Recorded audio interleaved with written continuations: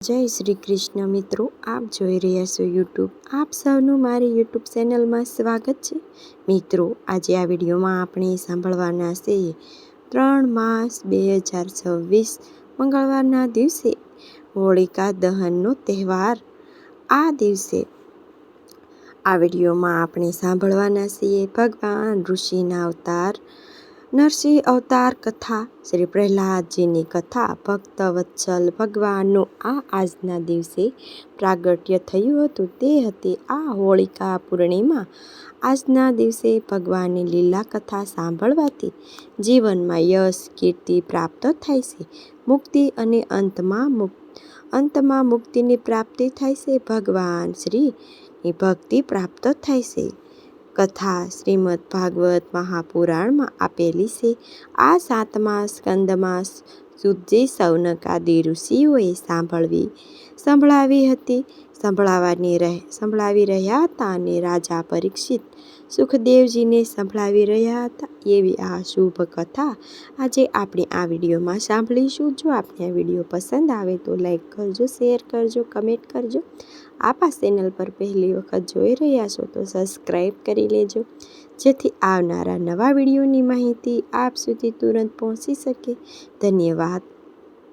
યા દેવી સર્વભૂતેશ્વરી લક્ષ્મી સંસ્થિતા પ્રચોદયા. બોલો ભગવાન શ્રી લક્ષ્મીપતિ નારાયણની જય.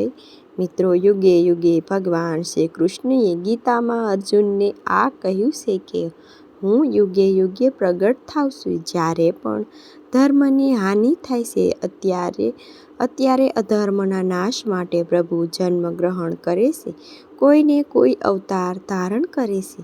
તે જ રીતે ભગવાન નૃસિંહનો અવતાર છે.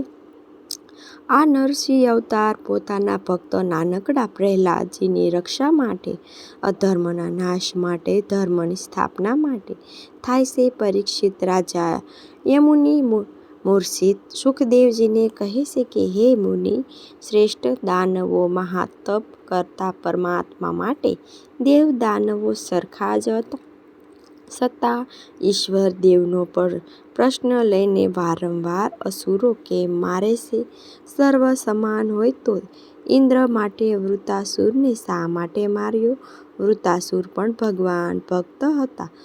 મારા મનમાં ઊભા થતા આ સંશયને આપ દૂર કરો. આ સાંભળીને સુખદેવજી પરીક્ષિત રાજાને કહે છે કે હે રાજન, અસુરો મહાતપ કરતા, પરંતુ તે પ્રભુ પ્રાપ્તિ માટે નહીં પણ બળની પ્રાપ્તિ માટે, ભૌતિક સુખ માટે અસીપ બળ મળતા એનો અહંકાર બની જતા હતા. ફરી પાપ કર્મ પ્રવૃત્તિ બની જતા. આથી ભગવાનને સતગુણી દેવોની રક્ષાતા અને તમોગુણની રક્ષતોના નાશ કરતા ભગવાન રાક્ષસોને સંહાર તેમજ તેમની ઉપર કૃપા કરવા માટે જ આમ કરતા હતા.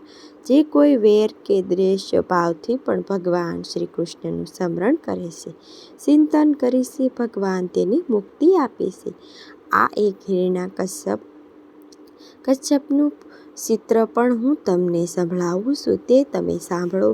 આમ કહીને શ્રી સુખદેવજી રાજા પરીક્ષિતને કહે છે કે હે રાજન, વરાહમૂર્તિ ભગવાન હિરણ્યકશ્યપને મારી નાખ્યો.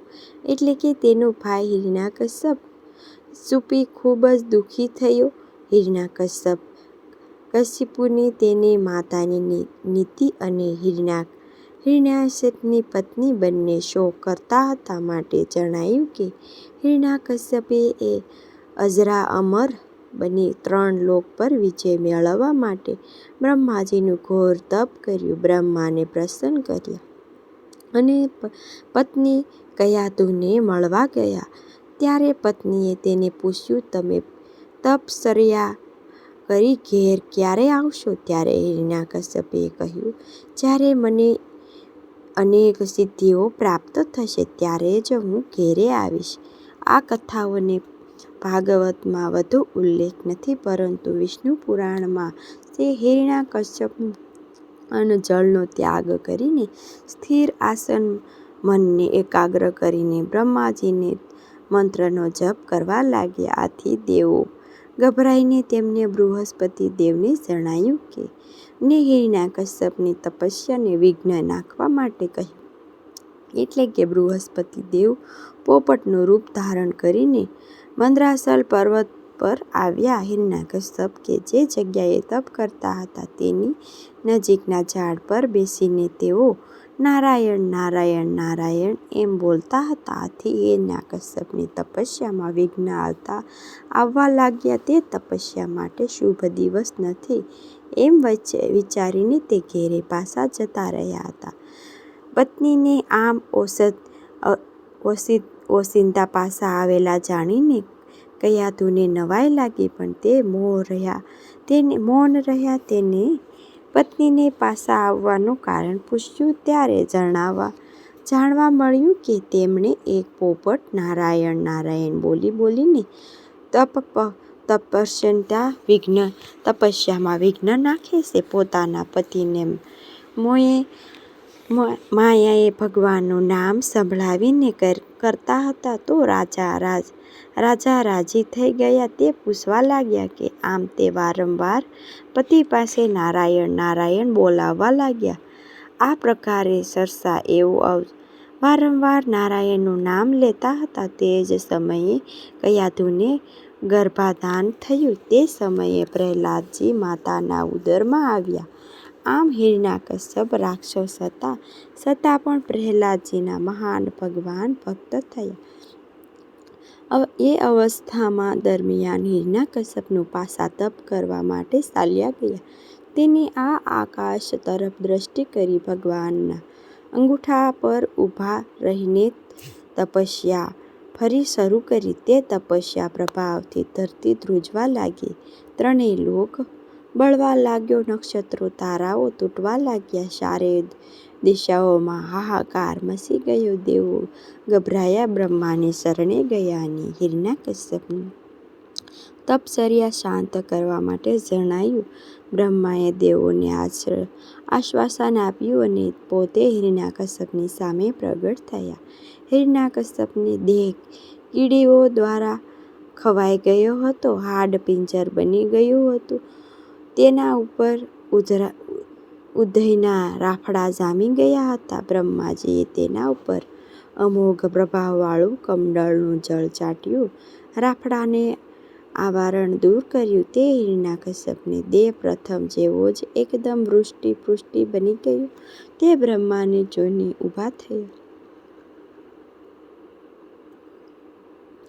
ઊભા થઈને પ્રણામ કર્યા પછી દંડવત ગણગણા અવાજે શ્રી બ્રહ્માજીની સ્તુતિ કરવા લાગ્યા. હિરણ્યકશ્યપે બ્રહ્માને વર માંગવા માટે કહ્યું અને કહે છે કે હે પ્રભુ, મને એવું વર આપો કે આપના દ્વારા સર્જેલા કોઈ જીવ પ્રાણી દ્વારા હું મૃત્યુ ન પામું. હું દિવસ કે રાતે ના મરું, અંદર કે બહાર ના મરું, શસ્ત્ર કે અશસ્ત્રથી ના મરું, પશુ કે માનવથી પણ ના મરું. હું સંસારનો સમ્રાટ બનું, સંસારમાં કોઈ મારો મુકાબલો ન કરી શકે. સર્વલોક પાપોમાં આપના જેવો મહિમા મને આપો તથા તપ અને યોગી બળ હું પ્રાપ્ત કરું. અવિનાશી અણમા આદિ ઐશ્વર્યનું મને દાન આપો. હિરણ્યકશ્યપે અસાધારણ વરદાન માંગ્યું, પરંતુ પ્રસન્ન થયેલા બ્રહ્માજીએ કહ્યું તથાસ્તુ. પછી બ્રહ્માજી તો તેમના ધામમાં પધાર્યા. તપ કારણે હિરણ્યકશ્યપની શક્તિ ખૂબ જ વધી ગઈ હતી. વરદાન મળેલા અદ્ભુત સામર્થ્યથી હિરણ્યકશ્યપ અને અસુરોએ ત્રણેય લોકને જીતી લીધા, સર્વથા વંશ કરી લીધા. પછી તેઓ હાંકી કાઢ્યા. વિશ્વકર્માને બનાવેલા ઇન્દ્રના ઘરમાં રહેવા માટે આવી ગયા. માત્ર બ્રહ્મા, વિષ્ણુ અને મહેશ એ ત્રણ દેવો સિવાય સમગ્ર લોકો તેની સેવામાં હાજર રહેતા હતા. ઐશ્વર્યના અહંકારમાં સ્વસ્થ બની ગયેલા આ ક્ષત્રિય વિરોધી વર્તવા લાગ્યા. તે યજ્ઞમાં આહુતિ છીનવા લાગ્યા. જેની સામે થતું તેના તરફ જ નાશ માટે આદેશ આપતા બધા તેમના ત્રાસથી થાકીને પ્રભુની નારાયણની શરણે ગયા. તેઓની સ્તુતિ સાંભળીને ભગવાને આકાશવાણી દ્વારા કહ્યું કે હે દેવતાઓ, તમે નિર્ભય થાઓ. આ દુષ્ટ દૈત્યની દૃષ્ટમાં જાણી લીધી છે. હું તેને અવશ્ય નાશ કરીશ. તમે સમયની રાહ જુઓ. એ પોતાના પુત્ર અને મારો ભક્ત પ્રહલાદનો દોહ કરશે ત્યારે હું તેના નાશ કરીશ. ત્યાં સુધી ધીરજ ધરો. હિરણ્યકશ્યપને સમય રહેતા 4 પુત્ર થયા. તેમાં સૌથી નાના પ્રહલાદજી ભગવાન ભક્ત હતા.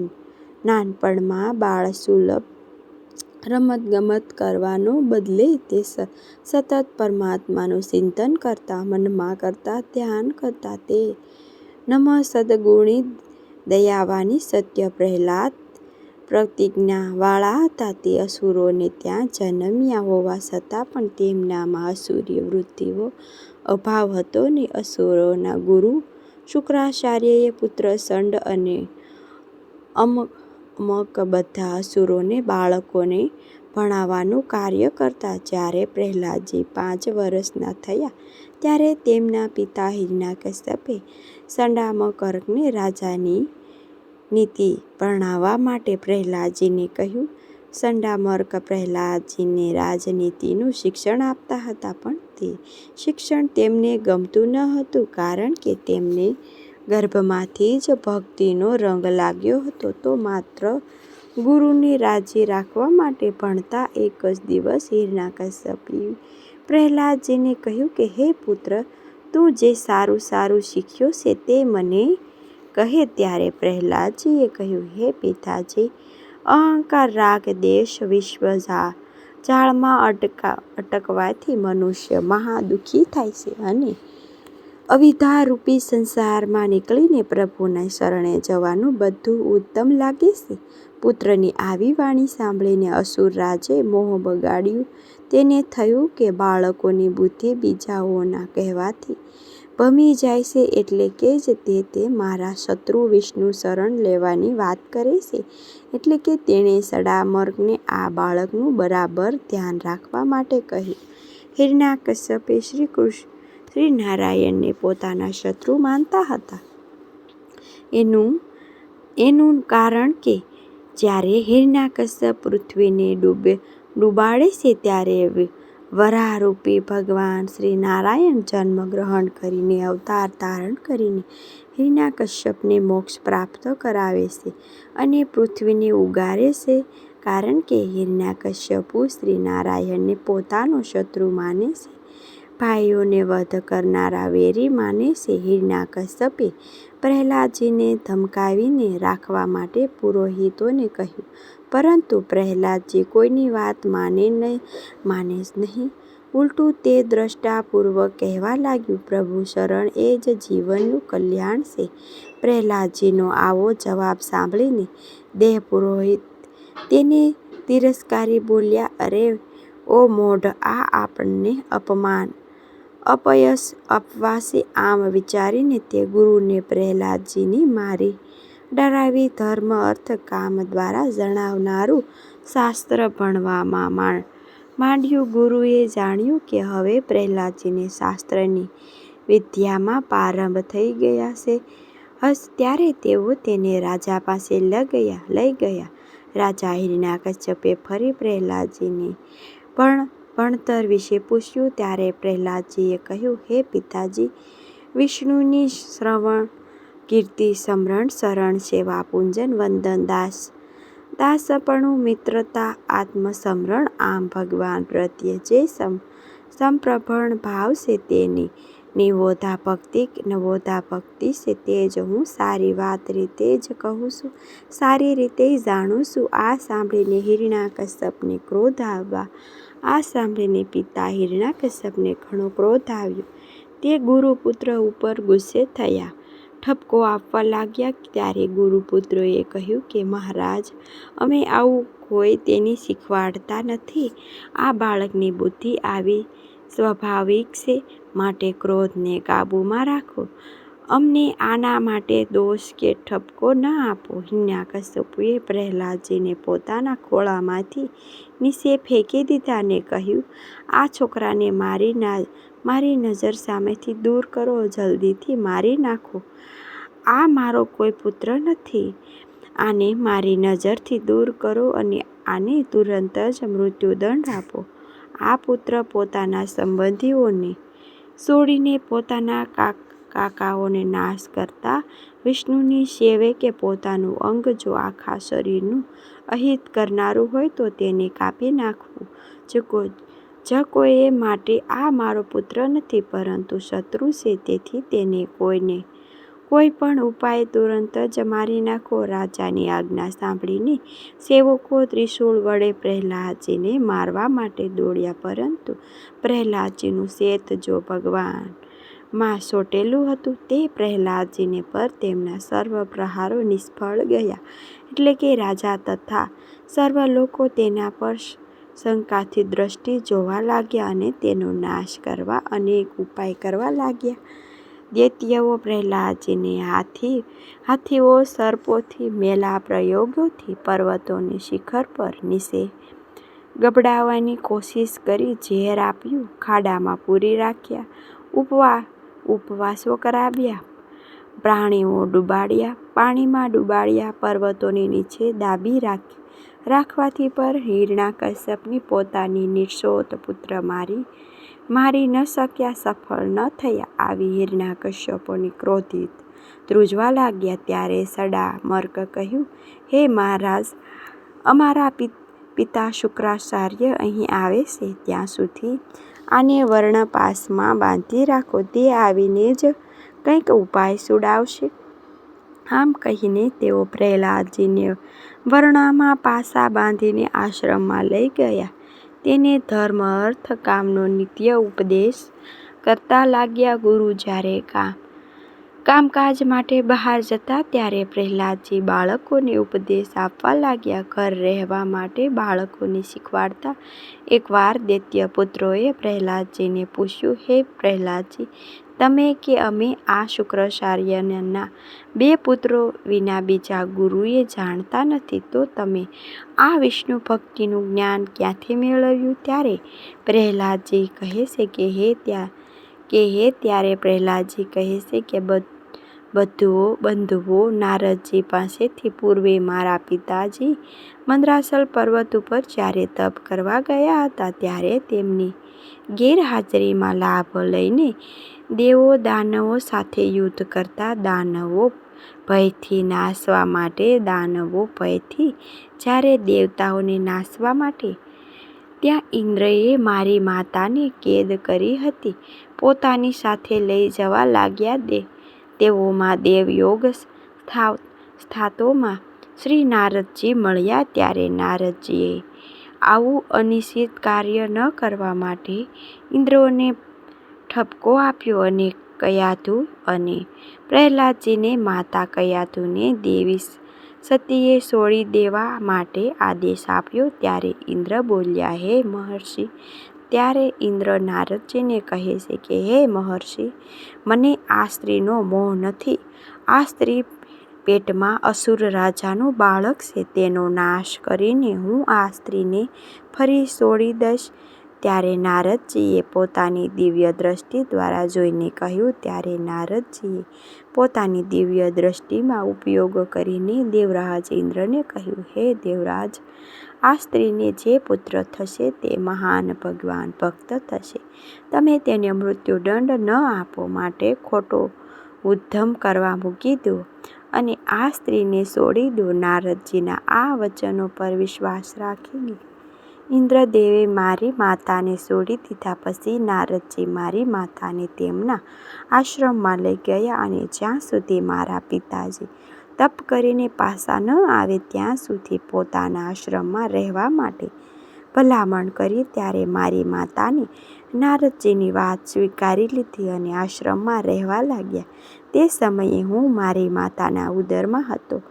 મારી માતાએ નારદજીના તથા ઘણા સંતોથી સેવા કરી, કથા કીર્તન કર્યું અને કથા વાંચન કર્યું. દયાળુ નારદજીએ મને